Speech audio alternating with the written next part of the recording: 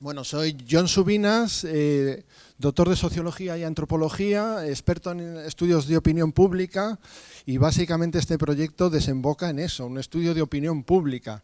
Con esto quiero decir que está bien analizar, hacer diagnósticos, todo este tipo de intervenciones, pero el objetivo de este proyecto, las preguntas de la democracia, es preguntárselo a la ciudadanía. O sea, tenemos que formular preguntas que la ciudadanía vaya a responder y que conecte con su cotidianidad.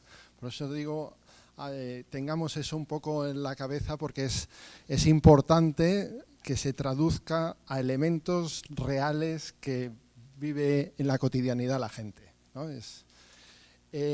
Antes que nada, pues me voy a sentar y os voy a presentar lo que son algunos enunciados que componen nuestra hipótesis de trabajo, de salida, que no es necesariamente la hipótesis final, está en proceso de construcción, pero sí es una hipótesis, yo creo que sólida. Cualquier contraargumentación o duda estoy dispuesto a eso, pero hay que, digamos que ya es una hipótesis que es emergente. La hipótesis que articula todo el proceso y todo es el análisis de cómo la desigualdad influye en la democracia y por ende influye en el ejercicio de los derechos y las libertades, ¿no? Y esto es un poco nuestra hipótesis fuerte. Vamos a analizar más cosas, valoración de servicios, etcétera, etcétera, pero esto es un poco un elemento capital, central en nuestras hipótesis. Y entonces, en términos de la salud pública y la educación, pues ante el deterioro de la salud y la educación pública, que es algo constatable en la opinión pública, pues se observa con preocupación cómo las capas medias se ven en necesidad de endeudarse con tal de no arriesgar su capital humano y el de su descendencia, lo que somete a muchos riesgos sociales a estas capas medias y genera un índice de vulnerabilidad importante, ¿no? Por otra parte, los sectores de ingresos más bajos no pueden pagar esa salud y esa educación privada a la que optan estas capas medias, lo cual le impide acceder a lo que es la red de una igualdad de oportunidades, ¿no? Y bueno, pues estos son factores en este sentido que consideramos centrales en la desigualdad en la salud y la desigualdad educativa. Son dos elementos centrales también en el ejercicio también de la ciudadanía y los derechos. Y luego, bueno, pues hay personas que piensan que la educación y la salud de calidad son un derecho, pero otros piensan que es algo que tiene que tener un coste. Entonces ahí hay diferentes versiones y diferentes posiciones. Es decir, parece un consenso bastante grande que existe una desigualdad educativa, una desigualdad en el acceso a la salud, pero no cómo se producen y sobre todo qué medidas hay para combatirlas. Ahí parece que no hay tanto consenso.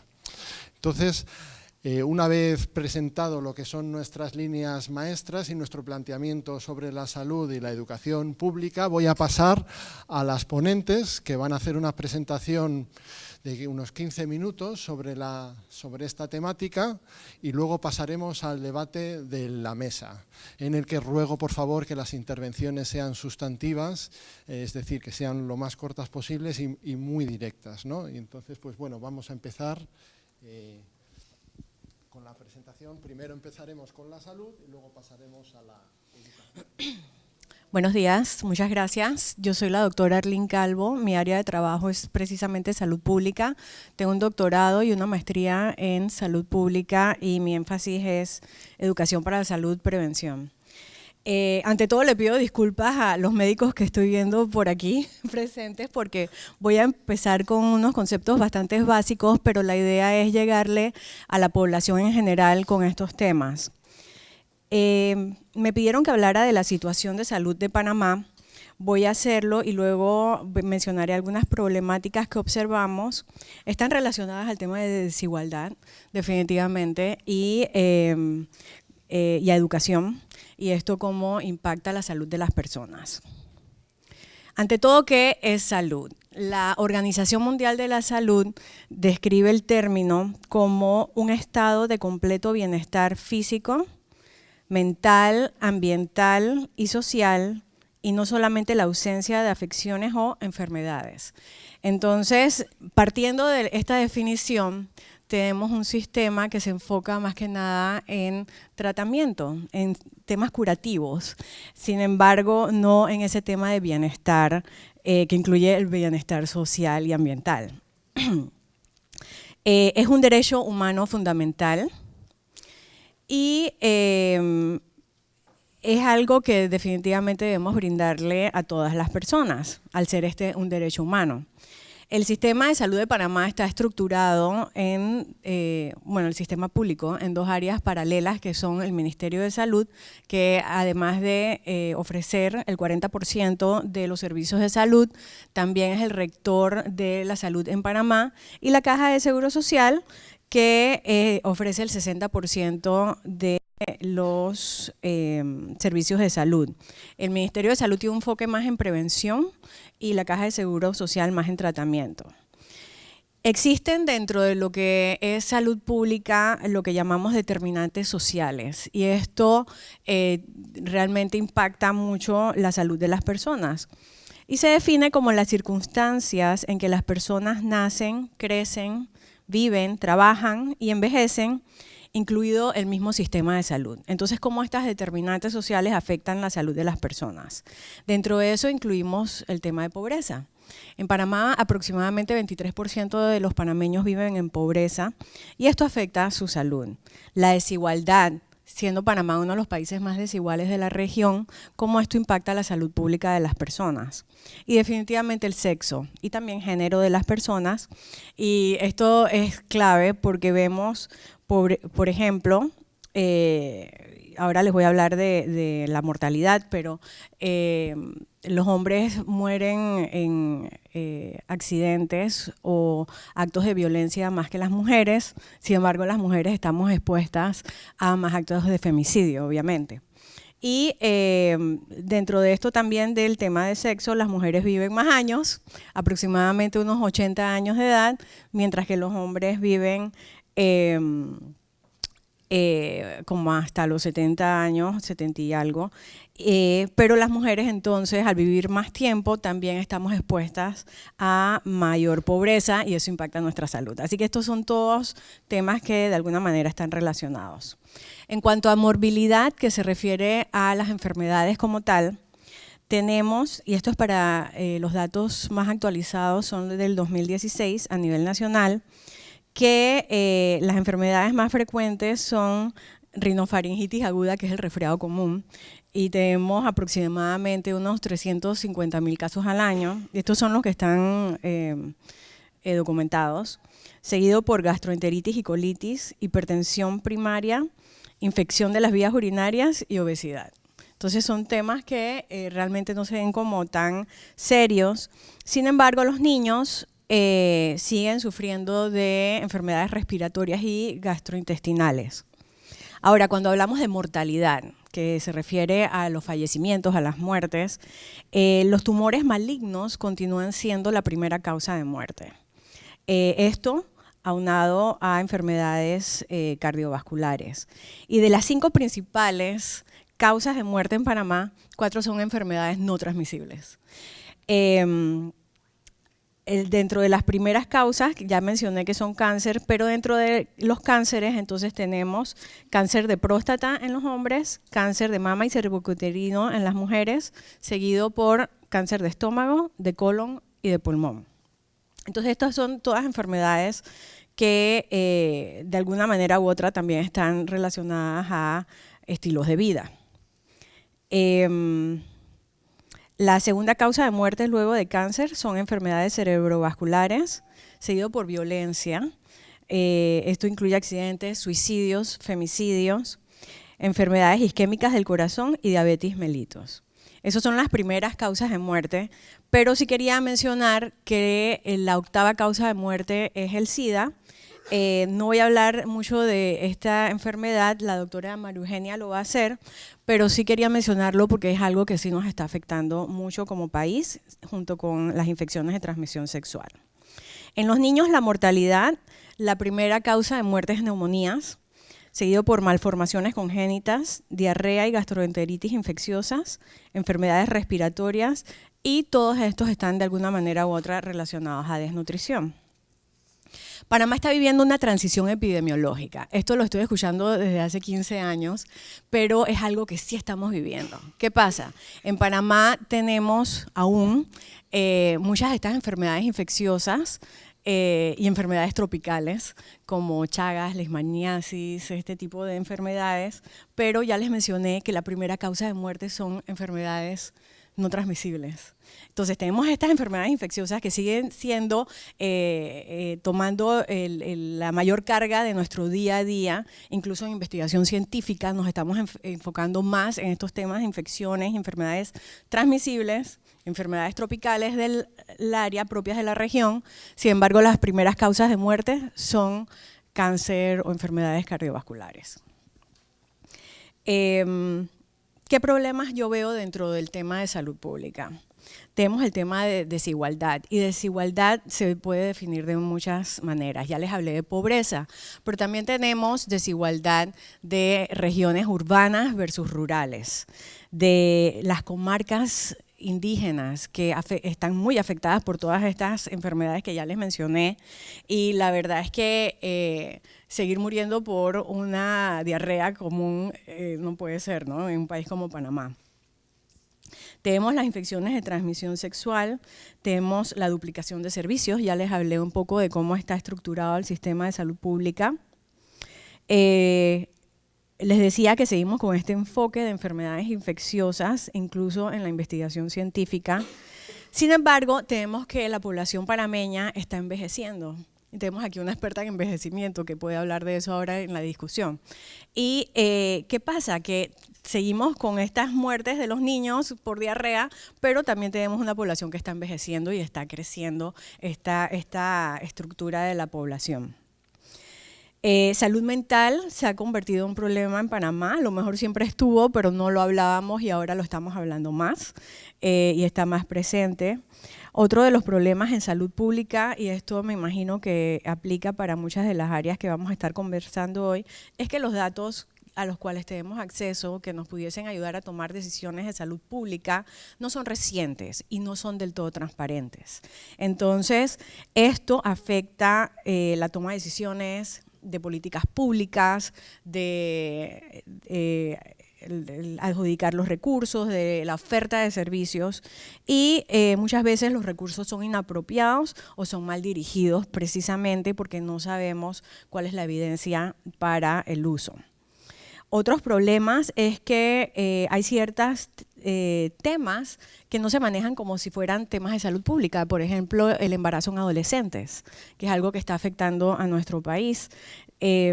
Cada día aproximadamente 27 niñas menores de edad quedan embarazadas, esto es una cada 40 minutos, todos los días. Eso aunado al tema de violencia doméstica, que tampoco se maneja como un tema de salud pública, está afectando a nuestra población, junto con las infecciones de transmisión sexual. No todo es malo, hemos tenido grandes logros en salud pública. A nivel mundial, uno de los grandes logros en salud pública es acceso a agua potable. En Panamá se logró esto de manera muy eficiente durante la construcción del canal, pero en temas más recientes tenemos que contamos con uno de los mejores programas de vacunación del mundo. Y eso es en base a muchas de las investigaciones que realizamos en Panamá de vacunas, y eso se ha ido incorporando en nuestro programa de salud pública del Ministerio de Salud y la Caja de Seguro Social, y el control de tabaquismo, que incluso Panamá fue reconocido por la Organización Mundial de la Salud hace un par de años, muy recientemente, como uno de los grandes logros de antitabaco. Entonces, ustedes saben que eso recientemente fue un problema porque hemos tenido este gran logro de salud pública y se quería ver afectado por recientes políticas públicas. Entonces, ¿qué es lo que necesitamos? Y esta es mi opinión, que puede entrar en debate más adelante, pero yo considero que debemos hacer un énfasis más fuerte en prevención y no tanto en tratamiento, promoción de la salud, educación para la salud, medicina preventiva, el término que quieran usar, pero el enfoque es prevención de enfermedades y mantener ese bienestar del que tanto hablamos y que es parte de la definición de salud. Debemos utilizar los recursos adecuados y esto para lograrlo tiene que ser basado en evidencia científica. Contamos actualmente, el doctor Castro ya lo mencionó, con el Movimiento Ciencia en Panamá, que parte del objetivo principal es lograr que las decisiones de políticas públicas sean basadas en evidencia científica.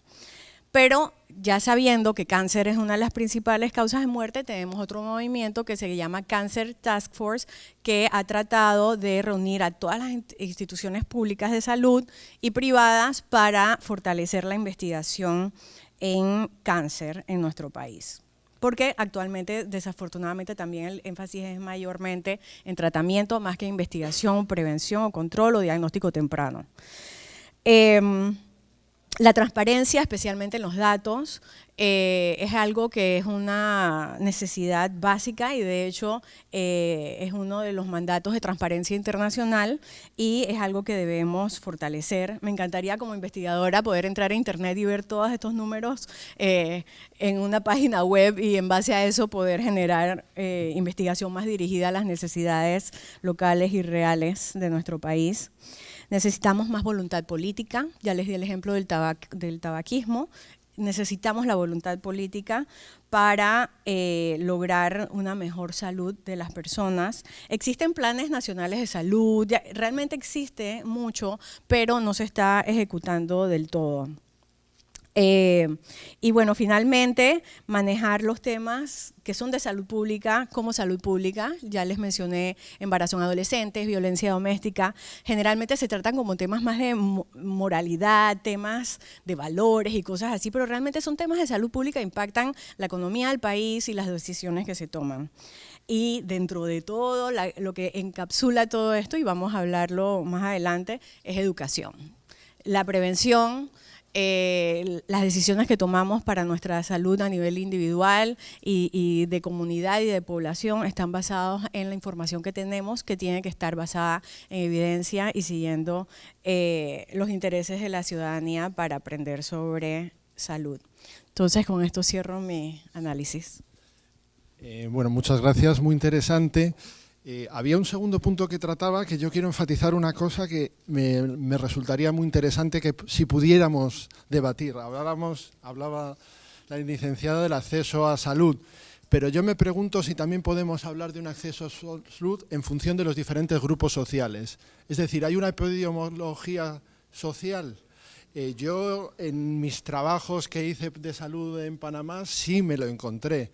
Es decir, según tu situación económica, social y donde vivas, tenías más posibilidades de tener una enfermedad que otra. Es decir, hay elementos sociológicos que determinan la salud. Y eso es importante porque conecta con nuestra idea de las asimetrías. Digo, el acceso a la salud no es igual y todos los grupos sociales no sufren problemas de salud de la misma manera. Entonces, digamos que ese es un elemento que, si queréis, voy a introducir en el debate, utilizando esa idea de acceso a salud, sí, pero entendiendo por ese acceso a salud por grupos sociales. Pero luego haré los puntos que considero que han sido más relevantes. Seguimos con el tema. Hola, buenos días. Mi nombre es María Eugenia Barnett de Antinori, soy médico pediatra, epidemióloga y estoy en el Gorgas desde hace 8 años. Soy presidenta del Comité de Bioética de la Investigación y continuando, o por así decir, basándome en lo anteriormente comentado, en algunos de los puntos anteriormente comentados por la doctora Calvo, consideramos que en la producción de la salud intervienen un número plural de actores sociales debido a la complejidad de las variables que determinan el resultado final. Y consideramos que un gran determinante que condiciona este resultado final es la educación del individuo, de la comunidad y de los miembros que conforman un país. Por ello es importante que se establezcan compromisos entre los diferentes actores para lograr un país donde haya más equidad y donde se vayan minimizando las brechas existentes. Es a través de la educación que pueden irse minimizando dichas inequidades para lograr el óptimo resultado. Estos compromisos deben partir del individuo e irse ampliando al ámbito familiar, comunitario e interinstitucional para alcanzar bienestar y la calidad de vida que todos anhelamos. Si analizamos las causas de mortalidad que expresó la doctora Calvo, encontramos que entre enfermedades isquémicas del corazón, enfermedades cerebrovasculares, diabetes, todas ellas representan un 57% de la mortalidad de nuestra población. Por tanto, sería lógico que las estrategias para lograr disminuir estas causas deberían ir dirigidas a educar a la población en materia de conductas individuales y colectivas para la prevención. De manera que es importante que como país establezcamos o diseñemos un currículum educativo para la participación intersectorial, no solo del Ministerio de Salud, sino del Ministerio de Educación, de otros actores sociales, ONGs, de los medios de comunicación social, a fin de promover desde la niñez prácticas y hábitos saludables de manera tal que podamos llegar a controlar el posible avance de diferentes epidemias, entre ellas lo que estamos viendo cada día más y a edades más jóvenes, como es la obesidad. Entonces, educando tanto a los padres como a los niños sobre la importancia de buenos hábitos nutricionales en los que se eliminen las frituras en exceso, las comidas, bebidas azucaradas, el exceso de sal en las comidas, se establezca una dieta balanceada que incorpore, aparte de los carbohidratos, proteínas y grasas en proporciones adecuadas, frutas y legumbres, además de la práctica del ejercicio físico. Todo esto puede contribuir a mejorar la salud de la comunidad y que esta nueva epidemia que está afectando a nuestra población más joven, que es la obesidad infantil e incluso la diabetes mellitus tipo 2, evidenciable a edades más tempranas, pueda irse reduciendo. Entonces, educando sobre estos aspectos podría obtenerse un impacto positivo en las próximas décadas sobre las causas de mortalidad general antes mencionadas. Con relación a las enfermedades o a las infecciones de transmisión sexual, consideramos que se hace necesario también a nivel de país establecer un currículum educativo, pero enfocado en aspectos científicos y a las diferentes edades de los jóvenes en que se hace la presentación y el detalle de las características de las diferentes infecciones de transmisión sexual, para que ellos sepan cómo prevenirlas. Esto nos dará, tendrá como consecuencia una adolescencia más informada y más sana antes de que se vean afectadas por este tipo de enfermedades que pueden tener un impacto por el resto de sus vidas, como es el caso del VIH. Sobre este tema en particular nos basamos en los resultados de un estudio realizado en el año 2015 por investigadores del Instituto Gorgas. Se hizo una muestra se tomó una muestra de estudiantes de colegios públicos. La muestra estuvo conformada por 592 jóvenes de ambos sexos que consintieron en participar en unas entrevistas autoadministradas y aparte de ellos estuvieron anuentes a donar muestras de sangre y de orina para complementar el estudio. las muestras biológicas sirvieron para la detección de infecciones de transmisión sexual, entre ellas VIH, clamidia, trachomatis, neisseria gonorrea, Mycoplasma genitalium, Trichomona vaginalis. En cuanto a los resultados, de los 592 participantes, el 60% reportó una historia de actividad sexual. Las edades comprendidas de estos jóvenes oscilaban entre 14 y los 18 años.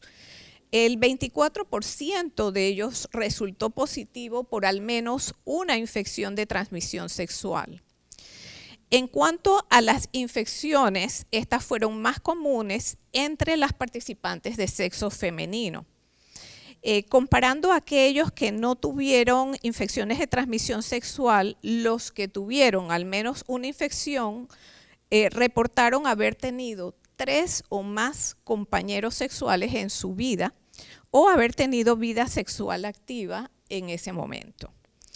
En cuanto a las edades, ya para los 14 a 15 años, el 14% de los entrevistados reportaron haber tenido alguna actividad sexual previa.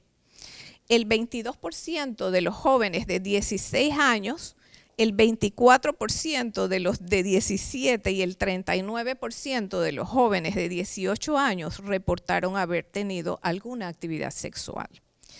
El 86% eran católicos o cristianos y el resto profesaban otra religión. El 67% de los participantes vivían con ambos padres, pudieran ser ambos biológicos o uno biológico y el otro un padrastro o madrastra. El 33% vivía con un padre, uno de los padres u otro familiar. Y en cuanto a la edad de inicio de la actividad sexual, el 30% reportó haberla iniciado a los 14 o antes de los 14 y el 70% ya habían reportado una actividad sexual para los 15 años o después de los 15 años. Entonces vemos con este panorama que se requiere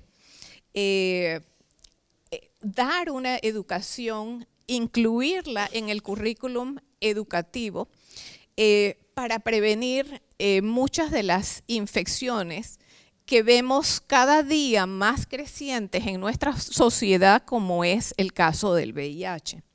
Entonces se requieren estrategias para vencer los grandes desafíos que representa la educación para la salud de la población.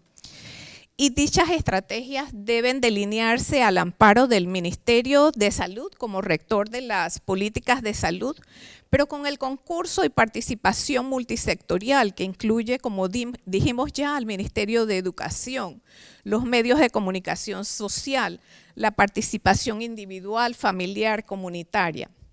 Probablemente debe darse una integración y colaboración entre el Ministerio de Salud y quizás y de educación, por supuesto, y las facultades de comunicación social para que los jóvenes que se forman y los directivos de medios comprendan el gran rol y el impacto, al igual que la diferencia que pueden jugar ellos en la consecución del cambio que nuestro pueblo requiere en materia de educación para la salud. Pues nada, muchas gracias. Ahora pasamos al tema de educación, que va a haber una presentación por diapositivas. Gracias.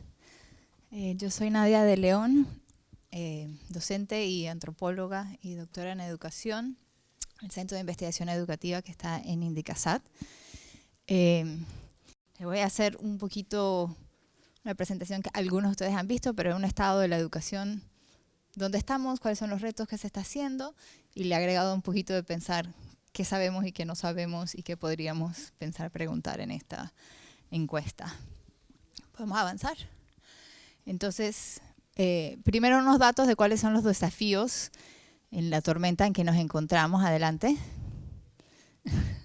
El primero, puedes pasar la diapositiva. Ajá. Habla de los datos de PISA, que es la prueba como más internacional, que nos da una idea de cómo estamos en las cosas básicas, lenguaje, matemáticas, ciencias, y en promedio solo 1.5 de cada 5 niños en Panamá alcanza los estándares internacionales. La siguiente. vemos que según los datos, no solo como a nivel mundial, sino si vemos más regional, la prueba TERCE, que es la de Latinoamérica, vemos que Panamá está por debajo del promedio regional. Y bueno, a veces nos pensamos el vaso está medio vacío o medio lleno. Yo creo que realmente tenemos que pensar que está medio vacío cuando sabemos que el 50% de los chicos del país, según incluso la prueba nacional de lectoescritura, no llega en tercer grado a una lectoescritura básica. El siguiente problema es el problema de inequidad. Esta gráfica, por ejemplo, nos muestra los resultados de TERCE dividiendo las escuelas privadas versus las públicas, básicamente. Hay una división por urbana y rural también, pero lo que vemos es claramente las escuelas privadas, los chicos en escuelas privadas que tienen acceso a esa educación por la que hay que pagar, obtienen mejores resultados en general, y eso es una equidad injustificable. Además vemos que la prueba, esta de lectoescritura en tercer grado que les mencioné que se llama Crecer, las diferencias entre las regiones, entre particular y oficial, es muy grande. En el sector particular solamente el 20% no llega al nivel básico, mientras que en el sector oficial el 50% no llega al nivel básico. Y creo que todos lo sabemos, pero en Panamá la mayoría de los chicos van a una escuela oficial. Y en las comarcas, el casi 90% de los niños en tercer grado no llegan a un nivel de lectoescritura básico. Entonces la inequidad étnica además es impresionantemente injustificable.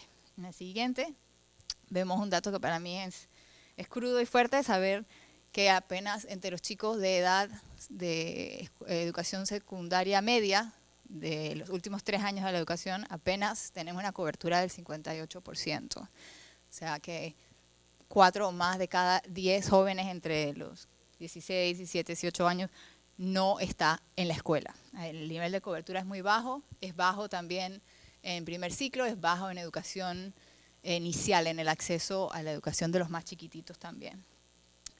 En la siguiente hablamos un poco de que no sabemos bien a dónde estamos, no tenemos una buena brújula que nos diga dónde estamos en educación, no tenemos claro para dónde queremos ir, entonces mucho menos como, ni si no sabemos dónde estamos ni a dónde queremos ir, más difícil para dónde queremos llegar.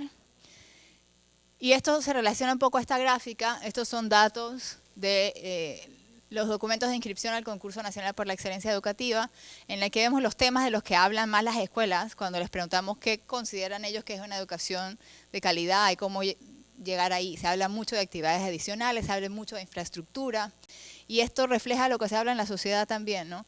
Si lo puedes adelantar, vemos en realidad, continúa, los temas como deberían salir, como sabemos en las ciencias de la educación, a dónde está el impacto, ¿no? Deberíamos enfocarnos más en el aprendizaje de los estudiantes, deberíamos enfocarnos en la capacitación docente. Entonces, tenemos un reto de percepción de las importancias y por ende, entonces, enfocamos los esfuerzos quizás por donde no es más eficiente. En la siguiente diapositiva vemos que menos del 20% de la población panameña tiene una educación terciaria, así que en educación superior también tenemos un reto, y en la siguiente vemos que además ese reto de educación terciaria también tiene mucho de inequidad, ¿no? Los estudiantes que salen mejor en esas pruebas PISA son los estudiantes de un nivel socioeconómico más alto, y de hecho a los chicos con los mejores puntajes de PISA dentro del quintil más pobre tienen menos acceso a la educación superior que aquellos de un grupo socioeconómico más alto que han logrado menos logros académicos. Y en la siguiente vemos también la eficiencia de la educación terciaria en general es bastante desastrosa, o sea, muy pocos de los que empiezan terminan, lo cual es un despilfarro de recursos, pero también es muy poco equitativo, ¿no? Entonces, entre los más ricos, el 60% de los que empiezan la universidad la terminan, pero del quintil más pobre apenas un 20% de los que la empiezan la terminan. Entonces, además, tenemos un problema general, no solo en Panamá, sino en todo el mundo, de una educación que se quedó en el siglo XVII, digamos.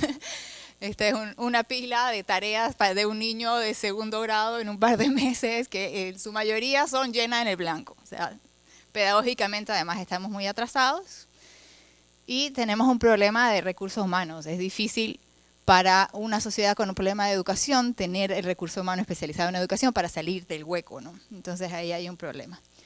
Y el último reto que les presento es el de los datos. igual que yo oía a la doctora Calvo decir, los últimos datos que tengo son del 2016. Y decía, yo también. Son 3 años, pero esos son los últimos datos que tenemos. Datos desde listas realmente confiables de cuáles son las escuelas oficiales del país, información sobre docentes. Los datos de cobertura son bastante anticuados. Hay más de matrícula, pero si quieres saber la cobertura, por lo general tienes que ir y cruzarlo tú con la población de la edad. No está separado por género, por ejemplo. Sí tenemos, eso ha mejorado ahora mismo en la página web de Meduca, en la parte de transparencia, cada vez hay más datos, cada vez salen más rápido, pero tienen notas abajo, ¿no? Como de que, bueno, lo que recolectamos a mano versus lo que recolectamos electrónico no sale igual. Disclosure, ¿no? Están tarde, salen en PDF, que para nosotros no lo podemos usar mucho, vaya uno a pedir el Excel. Por el otro lado, el INEC, por ejemplo, ha hecho algunas preguntas sobre deserción, que es importante, por qué los chicos están dejando la escuela, y nosotros lo hemos dividido recientemente por género y por etnia, o región por lo menos, para ver que los problemas son diferentes de por qué dejan la escuela entre hombres y mujeres, y volvemos al tema de salud sexual. El embarazo precoz es un problema muy serio relacionado a la deserción, y además es, si Eugenia me puede corregir, pero creo que el doble en las comarcas que en el resto del país. Entonces, un problema serio. Lo último que quería decir de eso de los datos es que por falta de datos, en CIEDU por lo menos nos hallamos muchas veces recolectando información usando encuestas. No solo la información tipo opiniones, actitudes que uno suele hacer con encuestas, sino datos más crudos, estadísticos, porque es que no hay. Y bueno, pensamos también mucho en recolectar información sobre conductas, o sea, qué está haciendo la gente, no solo qué opina, qué sabe. No sé si los padres de familia, ¿qué conocimiento tienen sobre salud sexual?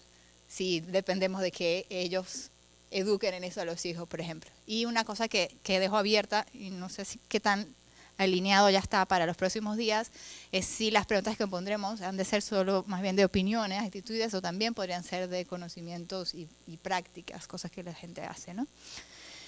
Entonces, para hablarles un poquito de oportunidades, ¿no? Entonces, a pesar de la tormenta en que nos encontramos, hay muchas cosas que se están haciendo, vamos contra viento y marea, adelante.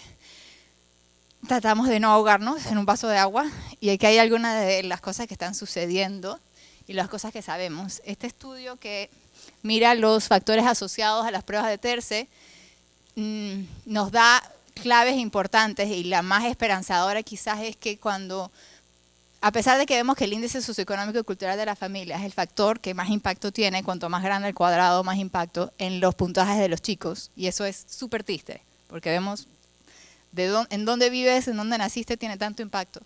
Pero si pones la siguiente diapositiva, vemos que al juntar lo que está en azul oscuro, que son cosas que tienen que ver, están dentro del control del docente más o menos, creo que puedes pasar una más, podemos realmente lograr balancear la promesa de la educación, ¿no? Que es realmente poder llegar a la equidad, que la educación que recibes pueda sobrepasar lo que te prescribe la familia en la que naciste. Entonces, tenemos esperanzas en eso. También podemos ver en la siguiente diapositiva de ejemplos de cosas que se están haciendo en Panamá, de educación transformadora y diferente. Y en la siguiente diapositiva, esto sí es de opinión pública, que es lo que tenemos hasta ahora un poco de cómo ha cambiado en los últimos años la prioridad que la población le pone a la educación. Para mí esto es de lo más esperanzador, porque nada iba a suceder mientras que la gente no pusiera presión, ¿no? Y esto realmente ha estado cambiando, y ahora sabemos que ahora durante las elecciones la educación ha quedado siempre entre los primeros 3 temas de los que se está hablando. Así que tenemos la puerta súper abierta, me parece. Entonces, tomando todo eso en cuenta, aquí hay algunos de los proyectos que están andando, y los menciono porque creo que como queremos hacer una encuesta no solo para saber lo que necesitamos ya, sino pensando en qué vamos a querer saber en 10 años, ¿no? Porque buscamos datos longitudinales, es importante quizás pensar qué estamos haciendo y a ver cómo lo podemos ir midiendo sobre el camino, ¿no? Entonces, estas son algunas de las cosas que estamos haciendo. En la siguiente diapositiva vemos el Compromiso Nacional por la Educación. Para los que no lo conocen, ha sido un esfuerzo enorme de traer a todos los sectores involucrados, y es un punto de partida de prioridades y de cosas que se van a hacer y que van a necesitar indicadores de los que se podría pensar utilizar aquí. Hay un montón de programas andando ahora mismo, y de la sociedad civil, como decía el doctor Castro, y del gobierno, avanzando. Y ¿puedes pasar a la siguiente diapositiva? Quería mencionarles ahora como un poco de las prioridades que se están viendo ahora, de las soluciones. ¿Puedes avanzar? Dale, el siguiente, a ver. Ajá. Entonces, el énfasis que se han puesto en el camino ahora mismo es precisamente eso de trabajar para cerrar las brechas de inequidad. Las brechas de inequidad que tienen que ver con público versus privado en la educación, que tienen que ver con el interior versus la capital, que tienen que ver con educación intercultural bilingüe, las comarcas indígenas, y que tienen que ver con educación especial, necesidades, discapacidad y de género. El énfasis tiene que estar claramente en la capacitación docente, la formación inicial y continua. El tema de la juventud que está fuera del sistema o que está en riesgo de salirse del sistema es una de las prioridades muy claras, y el hecho de que tiene que haber más evaluación y estadística, investigación y desarrollo. Entonces, adelante, desde esa perspectiva, una de las cosas de las que se está hablando y que habría que pensar a largo plazo si se va a poder hacer y cómo se va a medir, tiene que ver con políticas a largo plazo y con una reforma legal, que es como nadie lo quiere decir, pero la ley orgánica, pero la ley orgánica de educación. Y en la siguiente diapositiva, nosotros en CIEDU estamos hablando de una mesa con 4 patas. Si puedes pasar a la siguiente, de que las soluciones más importantes que va a haber adelante tienen que ver con la formación y perfeccionamiento docente, con la estadística y la evaluación, con la investigación y desarrollo, y con la gestión del sistema, desde la parte administrativa, que también está muy deficiente.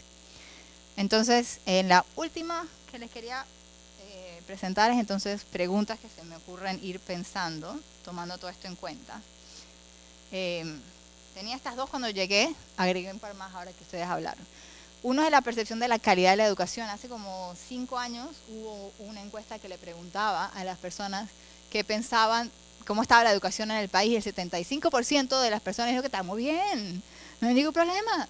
Yo creo que eso ha cambiado, pero sería algo interesante de tenerle el control a largo plazo.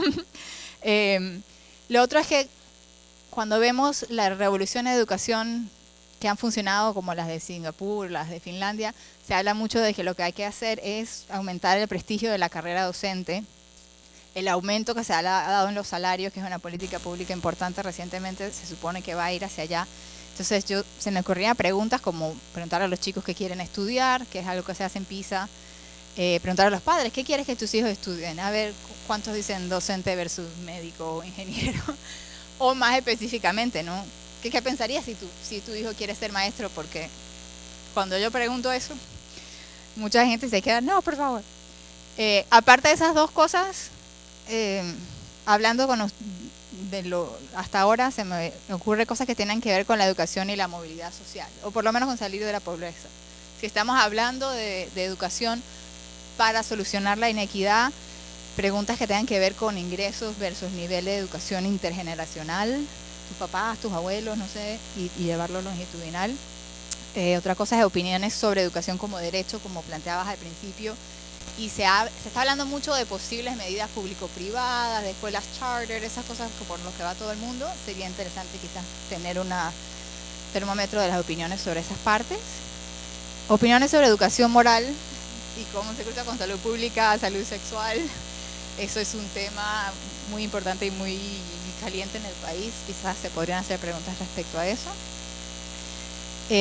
Preguntas sobre la percepción de la importancia de la educación. Se me ocurrió escuchándolos a ustedes, porque si los chicos se salen de la escuela o los padres lo permiten, ¿por qué? Pero también tiene que ver quizás con una percepción de cada familia, qué tan importante es que termine la escuela o no es tan importante. Y el último, recuerdo que la doctora Calvo mencionó en otro momento una encuesta que se había hecho que preguntaban sobre corrupción y educación. Y por ahí hay unos datos de preguntar cosas como que realmente tan seguido pasan cosas como que los maestros venden las notas a los padres, o que hay corrupción de diferentes tipos, que solamente anecdóticamente más o menos se puede recolectar esa información, pero corrupción y educación podría ser otro. Pues nada, muchas gracias a las ponentes. Yo lo que he hecho, he sacado 4 puntos de cada parte, que es lo que me gustaría que se debatiese, aunque el debate es libre. En el caso de salud me ha parecido interesante la idea esta de que la salud en Panamá está vinculada al tratamiento y no al bienestar. Eso es lo que es un tema. El tema del acceso a salud, que yo puse, añadí la idea del acceso a salud por grupos sociales, es diferente, hay unas diferencias, creo que eso es interesante también tratarlo. El tema de la moralidad y la salud, un gran tema, ¿no? El tema de la prevención y la educación en salud. Yo digo que son 4 temas importantes que se han tratado. En el tema de la educación, pues surge de nuevo el tema de la calidad educativa, los bajos niveles que hay. Pero aquí entran fuertemente el tema de las brechas, es el tema, la educación privada tiene mejores resultados que la pública y si nos vamos a la periferia los resultados de la pública son incluso peores, es decir, en zonas rurales, apartadas, indígenas, son los datos incluso más preocupantes, ¿no? Entonces, habría que saber exactamente cuáles son las necesidades desde la percepción ciudadana, es decir, como técnicos tenemos unos cuadros y unos análisis fantásticos, pero a ver la ciudadanía qué piensa de cuáles son las necesidades. Bueno, y el tema surge, que esto surge en todos sitios y continuamente, el problema de la educación como un problema del recurso humano, ¿no? Y por último, el tema de si es algo prioritario para los panameños o no, es decir, si la educación es prioritaria o no. Y yo de esos 8 puntos, todo lo resumiría en una pregunta, que es la pregunta que me hago yo. O sea, esta es la mesa de salud pública y educación pública. Y si la salud pública y la educación pública es la salud de los pobres, quizás es que no tenemos educación pública ni salud pública en Panamá. Es decir, tenemos una educación y una salud de los pobres, porque pública es un concepto transversal, o sea, tendrían que dar servicio a todas las clases sociales, a todos los grupos sociales o a alguna parte representativa de los diferentes segmentos. Pero si la salud pública solo atiende a los pobres y la educación pública solo atiende a los pobres, no es educación pública, es salud de los pobres y es educación de los pobres. Eso es un poco, lo planteo en términos un poco provocadores, pero quería también... Entonces, pues ya libremente pueden intervenir y por favor, sí, sean lo más corto posibles en los análisis. Buenos días, mi nombre es Giancarlo Roach. Yo quiero aportar algunos datos y algunos conceptos, comenzando diciendo que sobre el tema de educación coincido plenamente con las preguntas que ha planteado la doctora de León y lo que quiero hacer es dar los conceptos que he utilizado yo para arribar a las mismas preguntas con la idea de que tal vez ayude a formalizar el cuestionario. Primero un dato que me parece importante, que tiene que ver con el contexto en el que hablamos de educación, no solamente en Panamá, que esto no solamente está ocurriendo en Panamá, sino en toda la región, que es que a inicios de los 1900 ocurrió en América Latina una expansión de la educación en todos los países. En el caso de Panamá, eso ha resultado en que los años promedios de educación en nuestro país son de los más altos de la región. Y han venido aumentando, según los datos de los censos, del 60 al 2010, ha ido aumentando por cohorte, por edad, por sexo, por provincia, por región, por nivel socioeconómico. En general estamos acumulando más años de educación, pero ¿qué significa eso?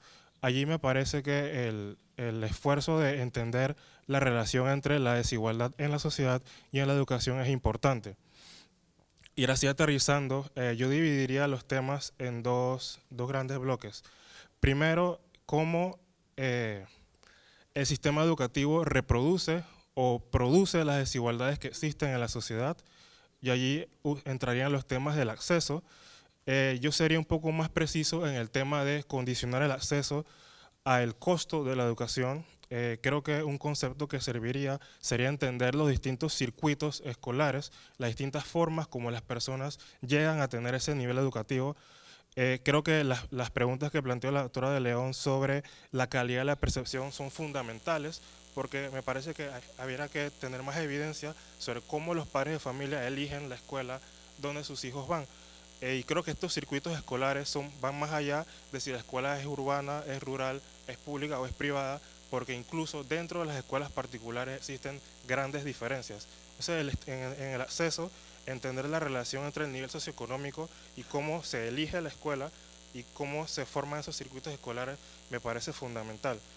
Eso es en la parte de cómo se reproducen las desigualdades, pero el tema que tenemos, y me parece que tiene un impacto más fuerte, es por qué esas desigualdades son persistentes en el tiempo y se mantienen.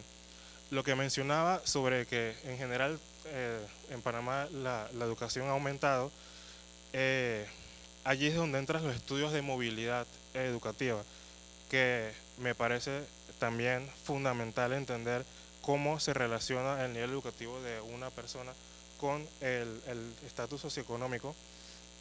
Y allí agregaría entender cuál ha sido la evolución de los retornos a la educación, porque dentro de la tragedia que vivimos de la contradicción entre la expansión educativa pero baja calidad, lo que puede ocurrir, y como ya está ocurriendo, que es lo que mencionaba la doctora, ese 58%, es que la transición del 9º grado al 10º es bajísima, y luego las personas que llegan al 12º y van a la universidad también es baja, porque se está llegando a una percepción y la realidad de que el título universitario o de la escuela no va a servir para desempeñarse dentro del mercado laboral. Entonces allí entender la percepción sobre esos retornos a la educación, que también tiene que ver con la idea que tenemos en Panamá de qué significa ser exitoso, si es el tema de economía política y de política económica, si los resultados de vida deben depender solamente del esfuerzo individual o si tienen que haber condiciones estructurales que permitan que haya una igualdad de oportunidades.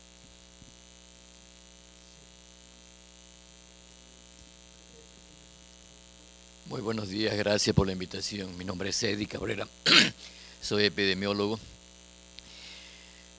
Quiero ver la parte macro primero. Usted hizo una pregunta muy interesante, si es que la salud es un derecho. ¿La vida es un derecho humano o no es un derecho humano? ¿Tenemos derecho a la vida o no? Si tenemos derecho a la vida, tenemos que tener salud, porque no hay vida sin salud. Y para tener salud, ¿qué necesitamos? Tener conocimientos, o sea, ser educados. Entonces tenemos derecho a la vida, tenemos derecho a la salud y tenemos derecho a la educación. Eso no es negociable. No se puede dejar esto a la libre oferta del mercado. Entonces tenemos que tener claro los derechos como humanos que somos, independientemente de ser hombres, mujeres, nacionales o extranjeros inclusive, pero estamos en Panamá. No es cuestión de mercado, cuánta plata tengo, entonces cuánta vida tengo, cuánta salud tengo y cuánta educación tengo. Es sí o no. La primera parte. La segunda parte, lo que dijo la doctora Calvo. Para saber dónde estamos, necesitamos tener datos. No es que cómo está la educación, cómo está la salud. Es que yo pienso que bien. No, el número. Entonces debemos tener un sistema de información nacional en salud y en educación. Pero si en salud tenemos el CIES y el CEIS y cada sistema más distinto que el otro que no se comunican, jamás vamos a tener datos depurados, actualizados, verdaderos. Y tenemos investigadores aquí que trabajan duro con esto. Y el tercer punto, necesitamos, si esto es un derecho universal, si esto es un derecho humano, si esto es un derecho reconocido, y estamos en una posición, no voy a decir ni buena ni mala, debemos proyectarnos a futuro porque esto es de Estado, no es de gobierno. Entonces debemos tener un ministerio mínimo de planificación y política económica para que nos digan hacia dónde vamos, dónde estamos parados, en qué situación está y cuál es el norte y en qué tiempo lo vamos a conseguir. Sin esos 3 puntos bien claros, seguiremos dando datitos y no haremos nada. Muchísimas gracias.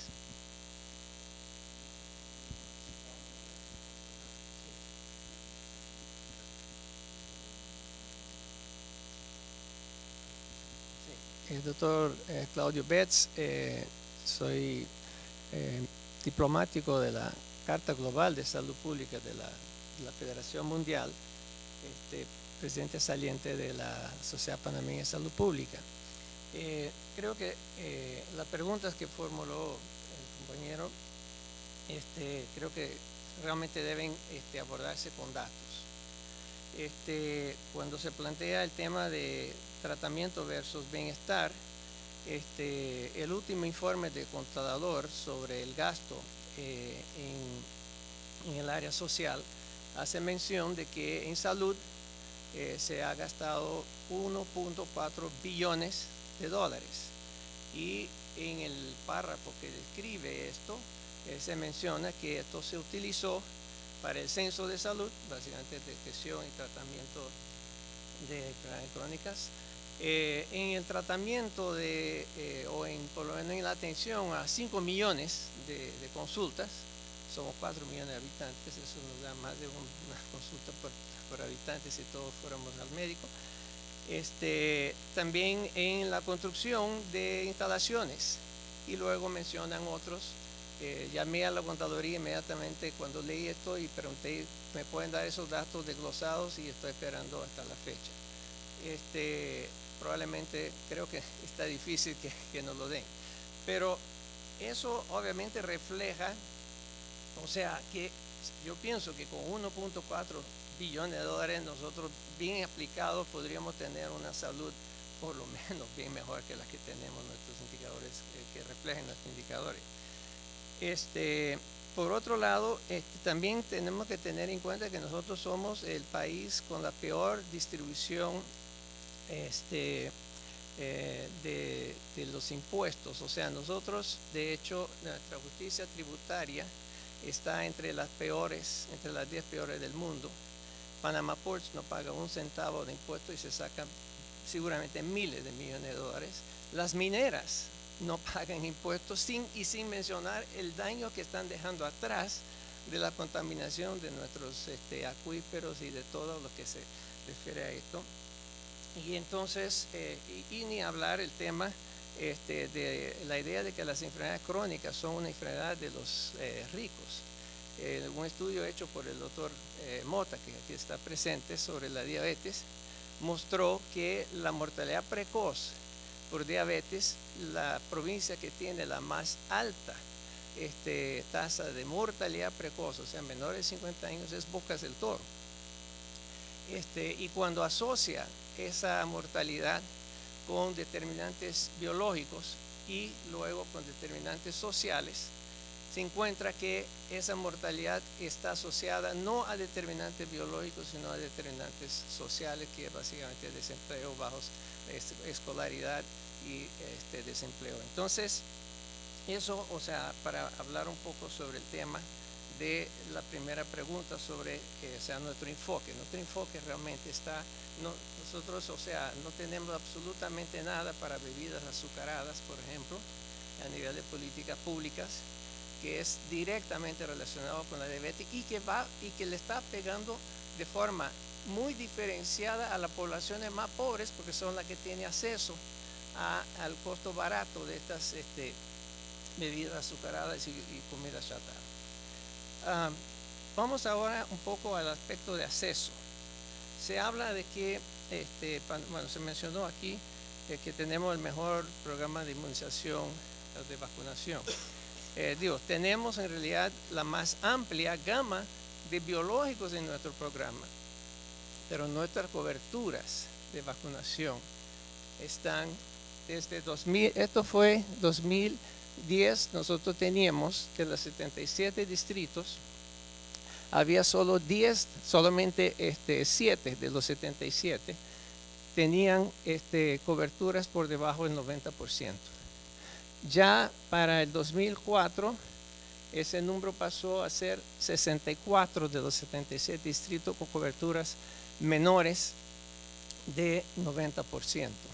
Y cuando la OPS en ese mismo año comparó los países, nosotros en indicadores porcentaje de niños menores de 1 año que viven en municipios con cobertura, en este caso contra polio, de menores de 95%, nosotros fuimos el tercer peor país de la región, incluyendo los del Caribe.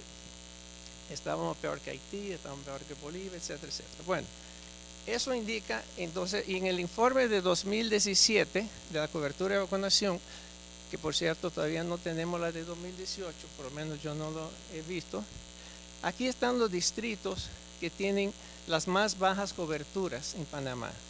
Por supuesto, la más baja es la de Santa Catalina, donde hubo la epidemia de tosferina.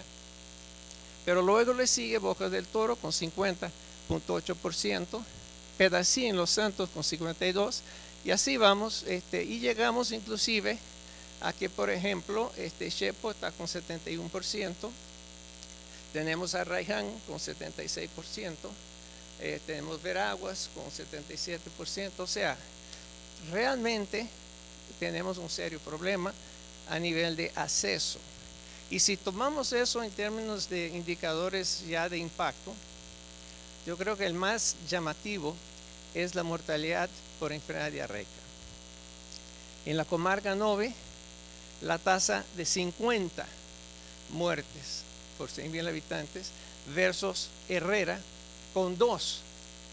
O sea, 50 versus 2. Estamos hablando de 25 veces más probabilidad de morir por una enfermedad que se pudiera curar con un poco de agua potable y un sobrehidratación oral y al máximo una venoclisis, y tenemos esas disparidades que son absolutamente horripilantes. Pero si vamos al índice de pobreza multidimensional, aquí se mencionó que un éxito del agua potable, en realidad el índice de pobreza multidimensional, en orden de qué contribuye más a la pobreza, de los 17 indicadores que se utilizan, el primero es casualmente el acceso, la educación insuficiente, logro educativo.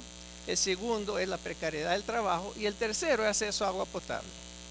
Entonces, o sea, tenemos graves problemas de salud pública que tenemos que enfrentar. Y por último, hay que tener en cuenta de que nosotros estamos bajo ataque. O sea, la salud pública de Panamá y de los otros países está bajo ataque. Y ejemplo de eso es la última reciente tentativa de hacer que una ley que nosotros tenemos, por cierto, Panamá a nivel mundial, y eso sí es el mayor éxito reconocido internacionalmente de Panamá, que es tener primero la mejor ley antitabaco, que es la ley 13 de 2008. Segundo, que haber logrado con el hecho de tener todas estas áreas que nosotros hoy en Panamá disfrutamos de no tener que fumar cigarrillos ajenos, hemos logrado tener la segunda tasa, la segunda prevalencia de tabaquismo más baja del mundo, 7%. Brasil, que se considera exitoso, tiene 10%. También ellos están bajo ataque. ¿Y por qué digo bajo ataque? Teniendo esa ley, obviamente, y teniendo ese éxito, y que se menciona en cualquier foro internacional donde vamos, la primera cosa que mencionan de Panamá y que deja a Panamá en alto es el éxito de nuestra. Sin embargo, cuando se propone, el Ministerio de Salud propone un proyecto, un anteproyecto de ley para fortalecer la ley de 13, resulta que en el primer debate sí participan las organizaciones que defienden la salud, la ANSEC, etcétera, etcétera. Luego pasa segundo debate y se toma la decisión de crear un comité ad hoc donde entra, y perdone, lo voy a decir con nombre propio, Philip Morris Internacional, la British American Tobacco, y luego un grupo de las organizaciones empresariales que fueron, como quien dice, llevadas por la tabacalera con el argumento de la seguridad jurídica y de la necesidad de crear facilidades para la venta del tabaco lícito en contraposición al ilícito, que es el contrabandeado. Y resulta que evidencias, hasta la misma OMS lo declara, por casos judiciales donde tuvieron que mostrar sus documentos internos, que las tabacaleras son las que son justamente las que propician el contrabando. Entonces, ante esa situación, ese comité ad hoc toma esta ley originalmente propuesta para fortalecer el decreto, la ley 13, y lo transforman hecho a la medida para las tabacaleras. Y en ese sentido se levantó el propio Ministerio de Salud decir al señor presidente, vete esa ley. Todas las asociaciones de la sociedad civil se han manifestado, la Sociedad Panameña de Salud Pública también lo ha hecho, inclusive nosotros lo traducimos al inglés y le hemos mandado esto a la Federación Mundial para que, de hecho está en la página web de la Federación Mundial, para que todas las asociaciones de salud pública del mundo se solidaricen con Panamá y en sus respectivos países presionen sus tabacaleras con el lema Hands Off Panama, o sea, que no nos ataquen. ¿Por qué? Porque ese ataque no solamente está por el asunto de tener en Panamá mayor venta de poder vender cigarrillos, reduce por supuesto las sanciones, busca todos los mecanismos para hacer que los logros de Panamá se echen para atrás. ¿Por qué? Porque el ejemplo de Panamá es nefasto para los intereses del gran tabaco. O sea, quieren que eso desaparezca. Lo mismo están haciendo con Brasil con los mismos argumentos. Solo que ahora tenemos un problema. Esto pasó el segundo debate como dice, no sé cómo decirlo, a tambor batiente, y al día siguiente tercer debate, y lleva ya casi 3 o casi vamos para 4 semanas en que ya se le pidió al presidente el veto y todavía no lo ha hecho, lo cual es sumamente preocupante porque sí sugiere, y eso es un tema de democracia, es un tema de este evento, de que eso obviamente le da oportunidad a que, y voy a decirlo así, la mano peluda de la industria tabacalera seguramente está haciendo presión para que esto no se vete. Entonces, yo sí sugeriría que todas las organizaciones aquí representadas vuelvan a ejercer su presión, si quieren sumarse a nuestro comunicado o hacer su propio comunicado, pero yo sí siento que es importante, igual que leemos y de hecho ya hemos recibido apoyo internacional, que también se lo estamos transmitiendo al señor presidente, para que no permita que esa ley se sancione. Y debe ser sancionada totalmente por la siguiente razón. Si se sanciona parcialmente, aunque sea para proteger algunas cosas buenas de que quedaron de la propuesta original, es que eso lo saca del ambiente de la sociedad civil. Al hacer un veto total, eso tiene que regresar para que la sociedad civil sea la voz cantante en esta ley que va a fortalecer y no a debilitar lo que Panamá ha logrado hasta ahora. Así que en esto resumo mi presentación. Pienso que el tema que se está abordando en este evento es de extremada importancia. Eso es un tema de democracia, porque democracia no es ir a votar solamente. Porque si ese proyecto, a través de nuestro sistema democrático, permite que una industria cuyo único producto es matar a la persona, de hecho responsable por 7 millones de muertes al año, 1 millón de los cuales no fuman, incluyendo niños y mujeres y ancianos. Entonces nosotros tenemos que hacer que la democracia sea real. Y esto es un punto donde yo creo que es blanco y negro. Hay pocas cosas en salud pública que son así tan blanco y negro. Y nosotros yo creo que tenemos que tomar eso como un punto de posicionamiento para defensa de la democracia en Panamá. Muchas gracias.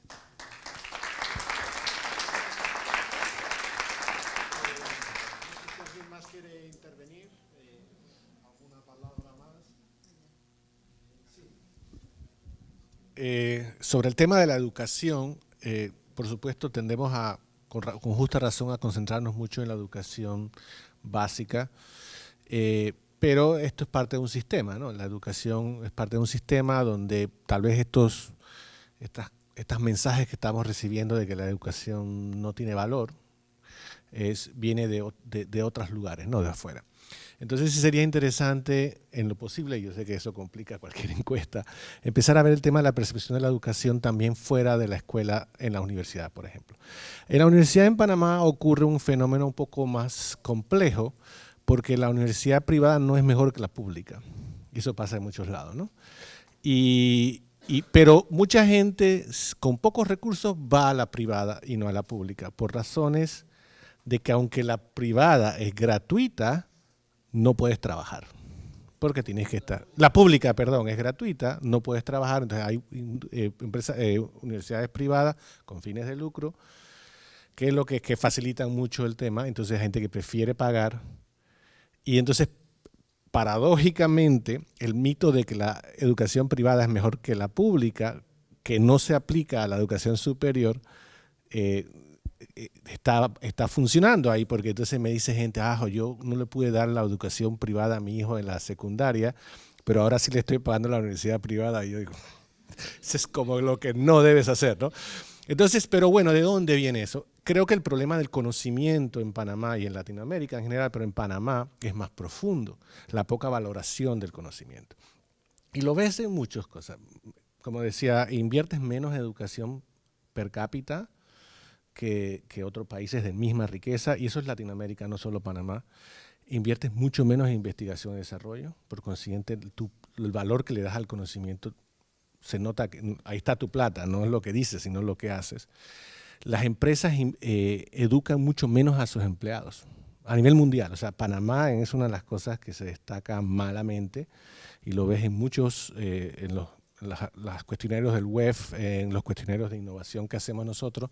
La inversión que hace la empresa en educar a su propia gente es bajísima.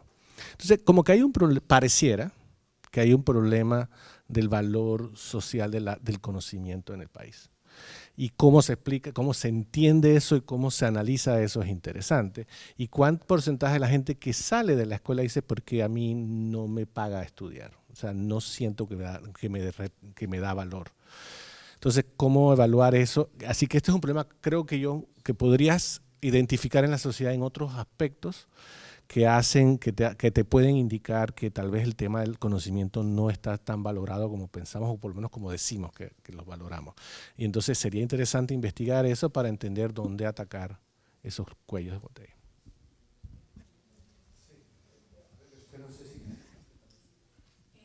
Solamente estoy viendo algo paralelo en lo que mencionó la doctora Nadia y lo que estábamos hablando de salud, que hay un enfoque bastante fuerte, diría yo, en la estructura, la infraestructura como tal, los hospitales o las escuelas. Sin embargo, la oferta, como lo quieran llamar, el servicio o la calidad de la educación no es el enfoque. Entonces no sé cómo eso se plasmaría en la encuesta, pero ¿cómo ve usted la calidad de servicios, de salud o de educación? Algo así, pero me parece que eso sería importante verlo, porque lastimosamente al haber politizado estos dos puntos que son educación y salud, el gobierno se ha enfocado en la estructura y él se refleja hoy en día en la sociedad como la percepción. Yo quería esclarecer algo que dijo el doctor Betts.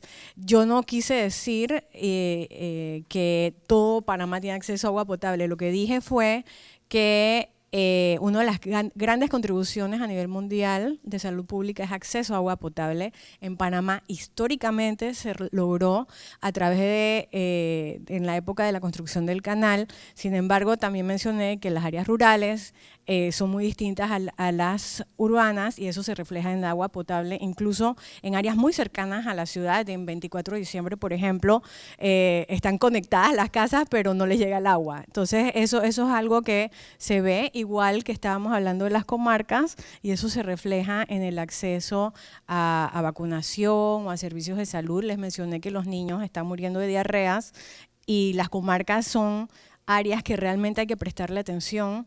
Nosotros llevamos más de 10 años trabajando en la comarca Nove Buglé, y te hemos identificado muy bien la problemática local, que puedo compartirlo. No sé nuevamente cómo se plasmaría eso en la encuesta, pero definitivamente hay diferencias muy marcadas en lo que es rural, urbano, nivel socioeconómico, y educación es sumamente importante cómo se refleja la salud de las personas. Ok, perfecto. No sé, sí. Bueno, no sé quién había levantado la mano antes. La señorita. Bueno, muchas gracias. Pues primero ella y luego le paso. Sí. Bueno, para sistematizar la pregunta que se hizo y viendo pues la propuesta que se va a hacer en el cuestionario, en relación al tema de la salud, yo pertenezco a la comarca Nove Buglé y siempre pues dediqué muchos años a trabajar en salud como enfermera, pero lo que nosotros, realmente el problema de la salud en la comarca es bien problemático y en cierta manera hay situaciones que se invisibilizan. Por ejemplo, acá preguntó el doctor si había que enfatizar el tema de la salud desde los grupos sociales. Yo creo que sí, y es importante que nosotros aquí, me parece que sería una contribución. ¿Por qué? Porque si se está haciendo desde el punto de vista del tema de la justicia ahora está viendo, analizando cómo es el acceso de la justicia a los pueblos indígenas, a los discapacitados, a los afrodescendientes, que por ahora se le llama entre comillas grupos vulnerables, para incluir a todos estos grupos ahí en esta intervención.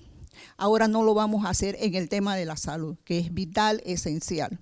Entonces, viendo pues, y para hacer, lo que yo tengo que decir es que en ese cuestionario sería una propuesta que visibilizar el tema de la salud, las diferentes inaccesibilidades que existen, inaccesibilidad lingüística y geográfica, cultural, económica, y de último nosotros incluimos que también podemos decir que también inaccesibilidad política.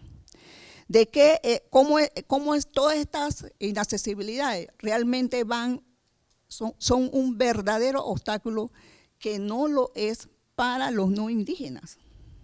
Entonces, esto es lo que nosotros tenemos que considerar y que realmente cómo vamos a vincular para disminuir todas estas formas de inaccesibilidades con el tema de la educación.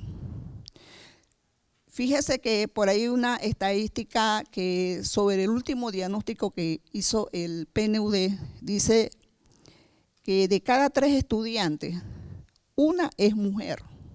O sea que la situación de las mujeres realmente, que una solamente es mujer, y más el nivel de analfabetismo, la situación de pobreza que viven las mujeres, todas las situaciones que nosotros conocemos, el tema de los tipos de violencia doméstica, y haciendo un pequeño estudio por allí, ¿qué es lo que nosotros estamos viendo?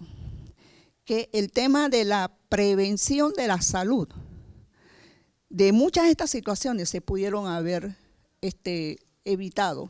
O sea que nosotros como trabajadores de salud decimos que la prevención es menos costoso.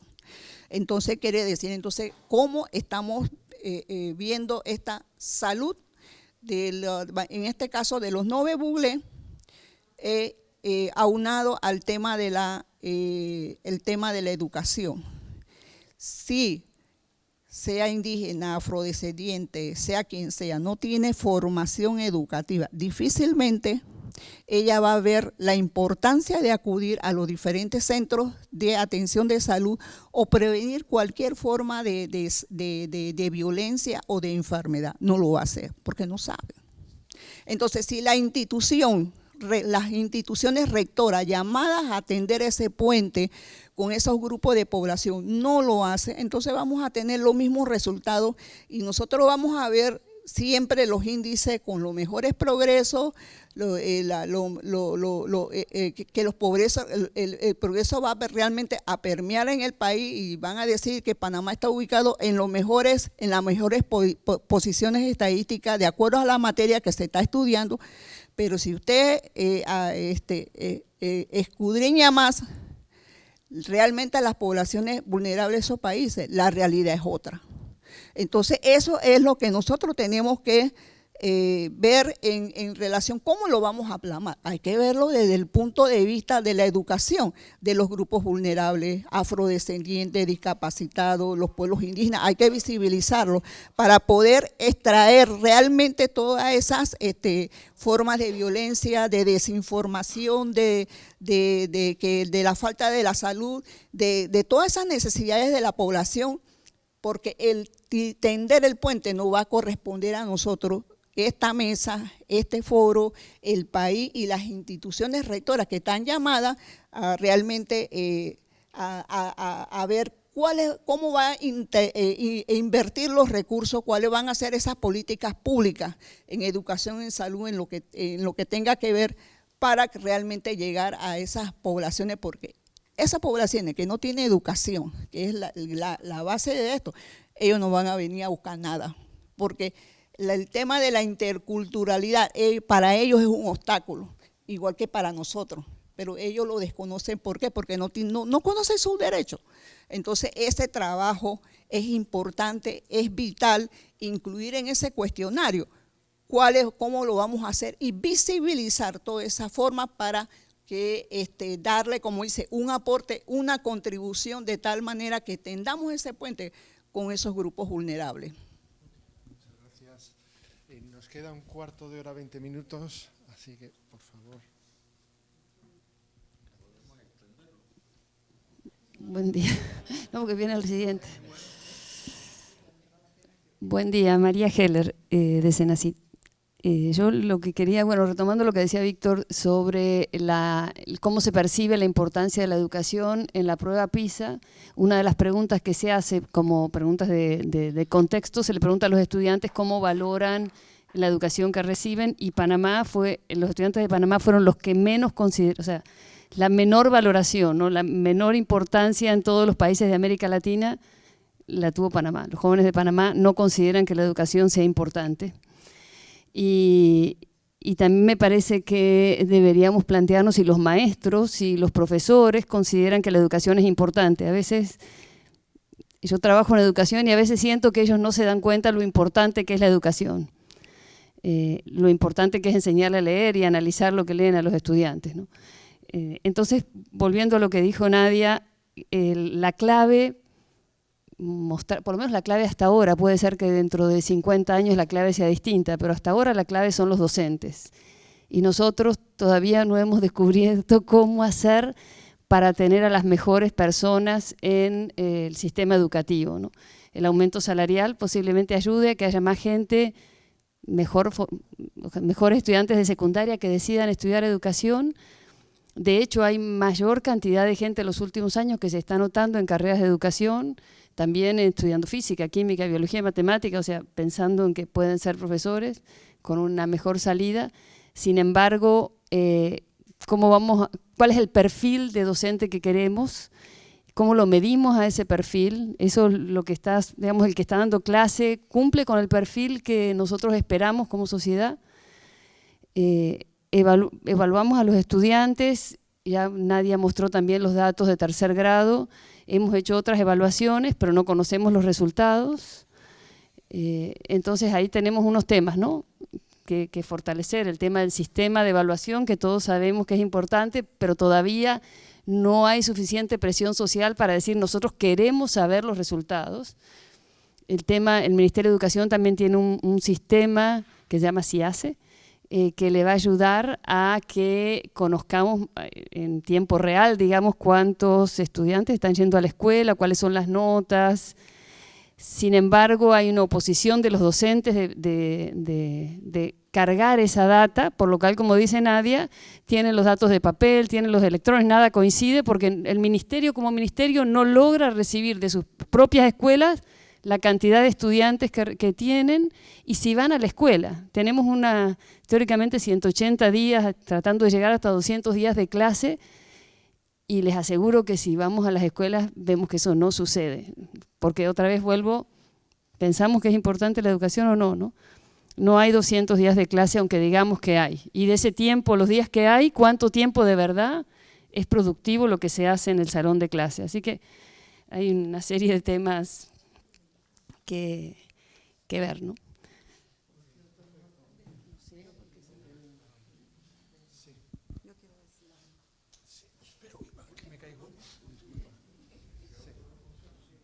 Es que ese otro no funciona. Es este. Okay. Buenos días, distinguidos expositoras, excelente la ponencia presentada. Mi nombre es Tirso Castillo, sociólogo, criminólogo, Instituto de Criminología, Ministerio de Seguridad Pública. Escuchar las ponencias de las distinguidas doctoras y profesores da la visión de que Panamá es un país de contradicciones, es un país con una publicidad engañosa que presenta un país rico, pero con una debilidad mortal en los aspectos de salud e educación, lo cual la población ha sido estafada por esta propaganda nefasta de los gobiernos de turno, que promueve una riqueza pero una carencia en la atención de salud pública. Como dijo aquí el colega, pareciera que el Ministerio de Salud nada más se enfoca en el tratamiento a la población, pero de estratos bajos. Sin embargo, el problema de la prevención solamente es un mito y solamente los estratos altos recurren a los hospitales y clínicas privadas que tienen una buena atención. Aparte que la atención de salud es deficiente, la atención al público es horrible, estresante y decepcionante, lo cual hace que la población ve que su salud depende de un hilo y que el Estado le da la espalda. Si bien hay un problema de educación sexual en la juventud, una juventud que está totalmente erotizada por los factores culturales, musicales, que bombardea a través de los diversos medios, televisión, internet, que vemos una juventud que está incrédula, ingenua en aspecto sexual, aparte también del hermetismo por parte del Estado, de que considera un tabú la educación sexual, un morbo, educación sexual, entonces la juventud recurre a la pornografía, recurre a la promiscuidad sexual como medios de enseñanza sexual y vemos las consecuencias nefastas, embarazos precoces, enfermedades de transmisión sexual, papiloma humano,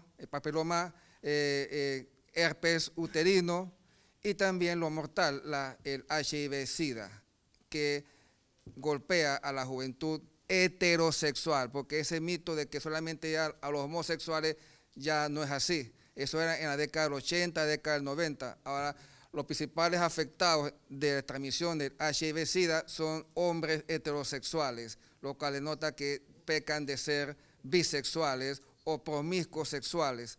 Entonces, hay un deficiente problema de salud.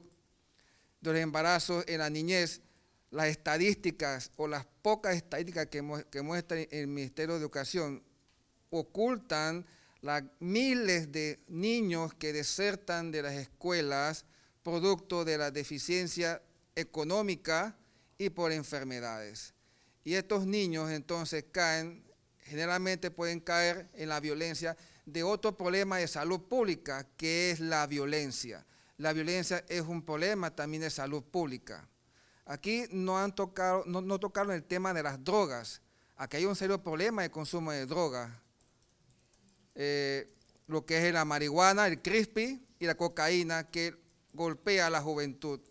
Y no solamente los estratos bajos, ya hay jóvenes de clase media que ya están adictos a esta droga y que caen en la violencia tanto doméstica como en ingresar en las pandillas, que es el problema serio que afecta a nuestro país.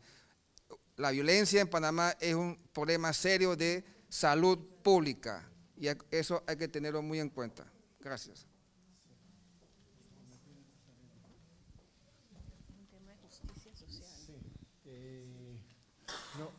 disculpen, pero solo es para la mesa. ¿Quiere dar unas últimas palabras? Una última intervención.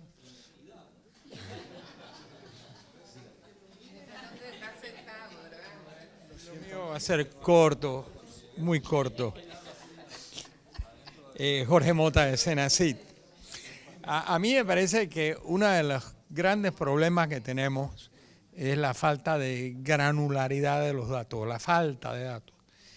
A cualquier observador casual de una estadística mira que en el 67 nuestra expectativa de vida era 64 años. Y es que en el 2017 78. ¿Qué está pasando en ese país? Las cosas están mejorando. Asimismo, como el Producto Interno Bruto por cápita es el más alto, pero la dispersión es lo que no vemos. Aquí se habló correctamente que nosotros tenemos que tener análisis de edad, de género, de etnia, de esos grupos vulnerables, porque la diferencia, como dice el doctor, de que se mueran ¿cuántos?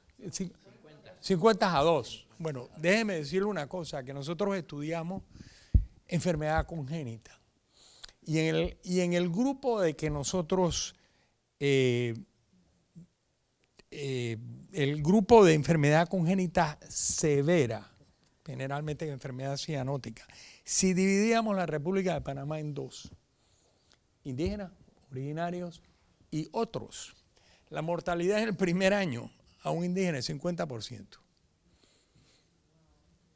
Es una enfermedad que en los otros, que puede ser una persona que vive en Parita o lo que sea, es menos del 10% porque tiene acceso. Entonces aquí tenemos el problema del dato, que todavía no tenemos la granularidad del dato para generar las políticas públicas. Tenemos un censo de salud que debemos de saber, que viene y que nos va a dar muchos datos. Pero para las preguntas, yo siento que las preguntas al individuo, cómo el individuo percibe, cómo va a defender su salud. ¿Sabes? Tenemos este problema de que sabemos todo lo que tenemos que saber de dengue, pero la gente no se porta bien y tenemos dengue. O sea, la parte individual, cómo generamos preguntas para entender un poco, y en esta distribución de edad, de género, de ingreso, esas preguntas sociales, por decir así, cómo el individuo percibe su responsabilidad, su manera de cómo va a defender su salud. Algunos no van a tener, no van a saber qué responder y otros van a poder. Así que bueno, y también cosas que relacionadas a gasto de bolsillo. Yo hace 5 años empecé a usar una crema de corticoides, me costaba $9 y ahora me cuesta 18. Entonces, esas cosas el impacto en el individuo, cómo el individuo ve que el sistema de salud lo está tratando.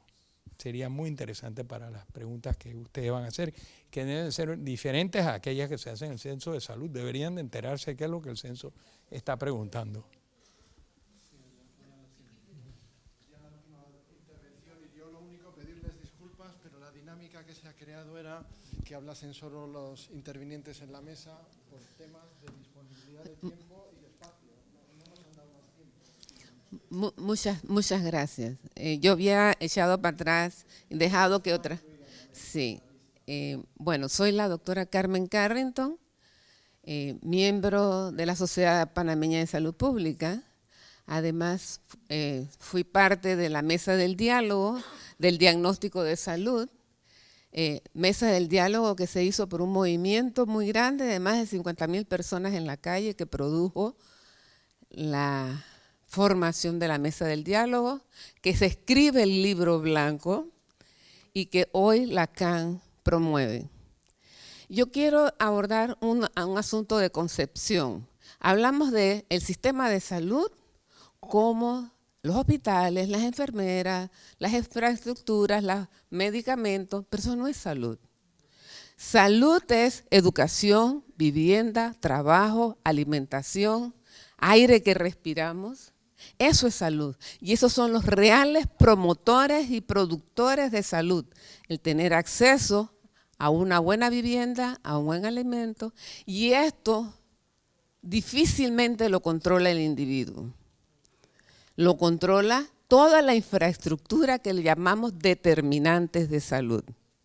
Aquí el doctor Bess planteó el asunto del tabaco. Quien determina que haya tabaco o no es más una infraestructura política económica que va a decir si entra al sistema o no entra al sistema. Va más allá de la decisión personal. Si yo compro una casa o una vivienda, una chocita en cualquier lugar, yo tengo derecho a tener aire puro. Y quien determina el aire puro no es la constructora que pone un edificio al lado y que yo respiro concreto y arena todos los días. Entonces, va más allá del control del individuo. Nosotros hicimos un estudio sobre trabajadoras comerciales del sexo. Las que tenían mayor control de su conducta y de protegerse eran aquellas que tenían un nivel alto. Las que estaban en la calle no tenían control de con quién se daba la relación sexual, simplemente el pago. Entonces, la estructura que va a determinar que tú hagas o no va más allá que el conocimiento. Es donde estés. El conocimiento no es suficiente. Entonces debemos trabajar con toda la estructura que determina el resultante de la conducta que nosotros esperamos social, más que individual. Ese es parte de los resultados que hemos encontrado y quería colaborar porque veo que hablamos del sistema de salud como las enfermeras, los médicos, los hospitales, la ciudad de la salud que va a ser la ciudad de la enfermedad, porque ahí es donde todas las personas enfermas que vamos a reparar entran a repararse en lo que llamamos sistema de salud, en el hospital, las enfermeras, los medicamentos. Y ese individuo saludable que hemos reparado va a volver a la sociedad para enfermarse, a respirar aire con carbón, a comer comida con pesticidas y inclusive cuando va a repararse va a recibir el medicamento, no del mismo que lo va a recibir o no hay el medicamento que aquel que tiene las condiciones estructurales va a tener. Entonces, ojo, cuando hablamos de sistema de salud, si se va a hacer una encuesta, va más allá de hablar de salud. ¿Por qué tiene dengue? ¿Por qué a mí me va a dar dengue y yo vivo en el Cangrejo o yo vivo en San Miguelito? Va a haber más dengue en San Miguelito. ¿Por qué razón? O sea, hay condiciones estructurales que determinan la salud del individuo. No nos quedemos pensando que el individuo tiene el control de su vida. Mentira. Gracias. Disculpen.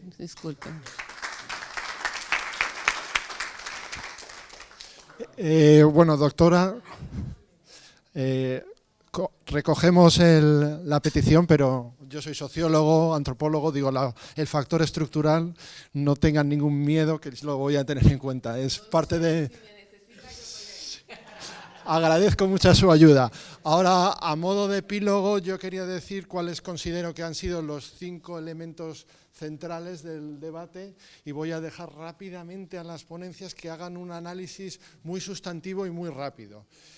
Yo me quedo con 5 claves fundamentales, 5 elementos que son los centrales en el debate según lo he ido viviendo, visto y analizando, ¿no? Uno es el acceso a la salud, las brechas sociales y la vulnerabilidad. El segundo sería la moralidad y la salud. Aquí entramos en el tema de la educación sexual, hay que preguntar qué pasa ahí, ¿no? También. El tema de la percepción de la salud y la educación. Necesidades, conocimientos, prioridades y calidades del servicio. El cuarto punto que se ha tratado, que me parece también potente, es el tema del especial deterioro de la salud y la educación en la periferia, es decir, en las comarcas, en las zonas rurales apartadas, como un elemento fundamental, ¿no? Y por último, la educación y la salud como un derecho o no, hay que preguntar. Porque a lo mejor hay gente que piensa que es un servicio que si tú quieres que sea de calidad tiene que tener un coste. O sea, ¿realmente la ciudadanía piensa que es un derecho? Vamos a preguntarlo. Y esos serían, yo creo que los 5 elementos claves que he visto en este debate. Ahora voy a dejar a las ponentes que hagan a modo de epílogo, pues una brevísima reflexión, por favor. Bueno, dentro de lo que hemos escuchado y comentado, un aspecto importante sería tener disponibilidad de datos o de información de salud en tiempo real. Es decir, no de 2 años atrás, no de 3 años atrás, porque de eso dependen las intervenciones y acciones oportunas que se tomen en relación a salud y educación.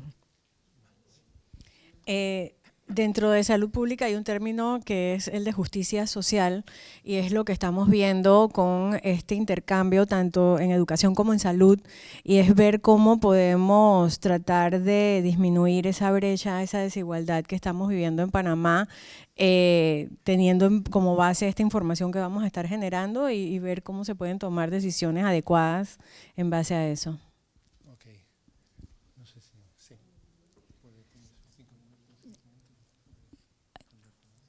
Yo fui anotando como un borrador de preguntas y me parece como que quizás se agrupan en 2 temas grandes, unos que tengan que ver con la calidad y la institucionalidad de la educación, la percepción de cómo está, las opiniones sobre la educación moral, la corrupción en la educación, las consideraciones de las personas sobre las necesidades, los temas de la escuela como constructora de equidad, relación familia-escuela. ¿Qué tanto queremos que el sistema se evalúe? ¿Qué tanto vamos a presionar por eso? La valoración de la infraestructura versus la calidad del servicio. Y datos, a ver, de campo. ¿Realmente cuántos días al año va su hijo a la escuela y cuántas veces se lo regresan porque el maestro no fue? Ese tipo de preguntas. Y las otras que tienen que ver con la importancia que le damos al conocimiento y a la educación. El prestigio de la carrera docente, temas de educación y movilidad social y cómo llegamos a esas prioridades, esas decisiones. Las opiniones sobre educación como derecho, la percepción de la importancia de la educación en general y la valoración social del conocimiento y la ciencia, más allá solamente de la educación básica. Pero no tenemos tantas preguntas. Sí. Hay bastantes preguntas. Simplemente también añadir que esto es un estudio de opinión pública, quiero decir, y vamos a tratar de forma integral 6 bloques temáticos muy gruesos. Entonces, yo he hecho un ejercicio fuerte y voy a tener que hacer un ejercicio de sistematización y sintaxis fuerte. Pero quiero agradecer todas las intervenciones. Me gustaría que hubiesen sido más y hubiésemos tenido más tiempo, pero por ahora, con este espacio que hemos tenido, yo me voy muy satisfecho. Quiero agradecer a las ponentes y a los intervinientes pues su aportación, que ha sido muy interesante y muy productiva y nos va a valer para hacer un buen cuestionario. Muchas gracias.